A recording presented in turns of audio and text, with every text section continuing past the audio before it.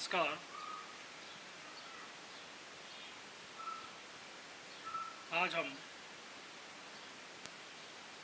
Third paper BEd प्रथम वर्ष learning and teaching शिक्षण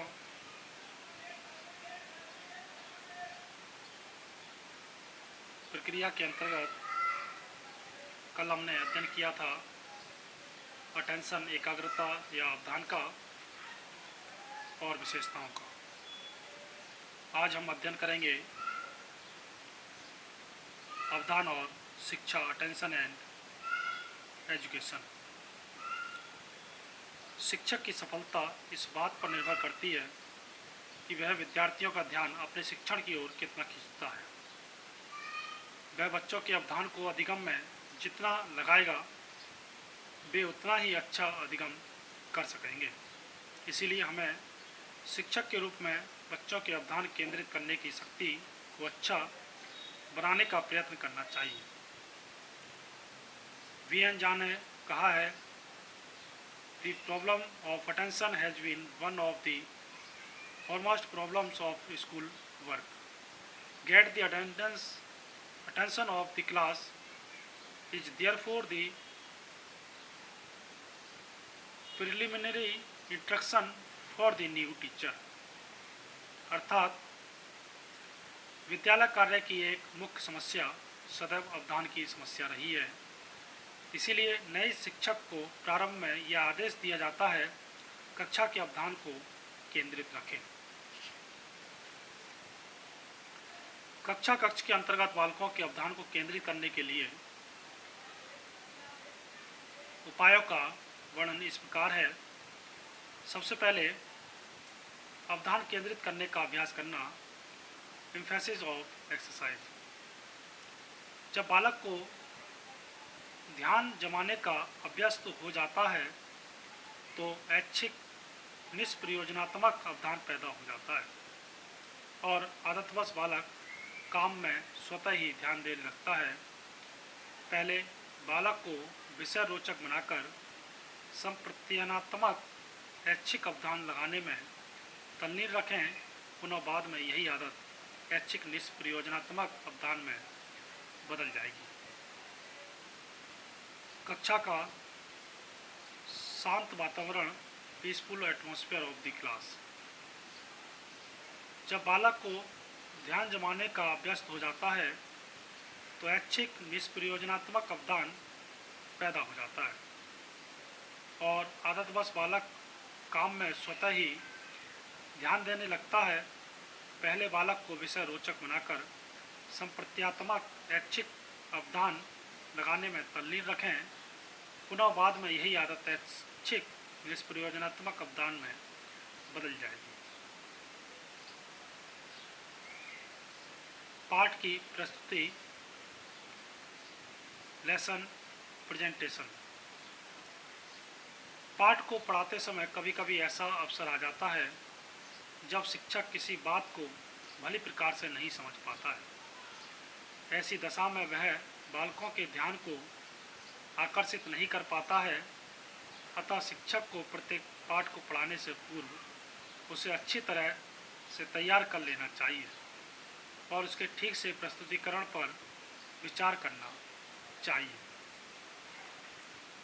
सहायक सामग्री का प्रयोग, यूज ऑफ मटेरियल एड्स। सहायक सामग्री बालकों के ध्यान को केंद्रित करने में सहायता देती है, अतः शिक्षक को पाठ से संबंधित सहायक सामग्री का प्रयोग अवश्य करना चाहिए। लेकिन इसका अर्थ यह नहीं है कि अनावश्यक रूप से एवं बहुतायत रूप से सहायक सामग्री का प्रयोग किया जाए। यह प्रकरण के स्वरूप पर निर्भर करता है कि किस प्रकार की सहायक सामग्री का प्रयोग किया जाए। विषय में परिवर्तन करते रहना, चेंज इन सब्जेक्ट।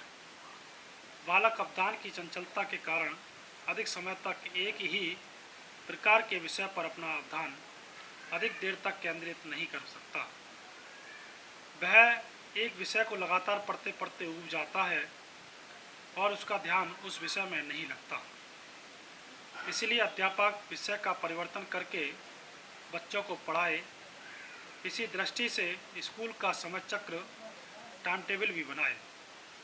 विषय परिवर्तन इस प्रकार किया जाए कि बच्चों की क्रियाशीलता और अवधान कम न हो।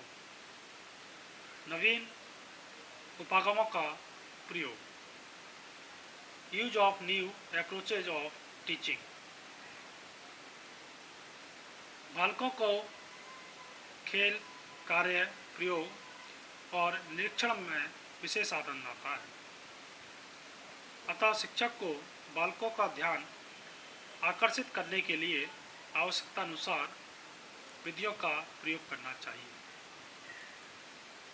खेल विधि, क्रिया विधि, प्रयोगात्मक विधि और निरीक्षण विधि। इसके अंतर्गत विभिन्न प्रकार की शिक्षण नीतियों और युक्तियों का भी प्रयोग किया जाना चाहिए।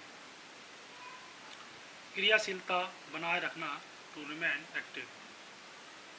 बालक स्वभाव से क्रियाशील होता है।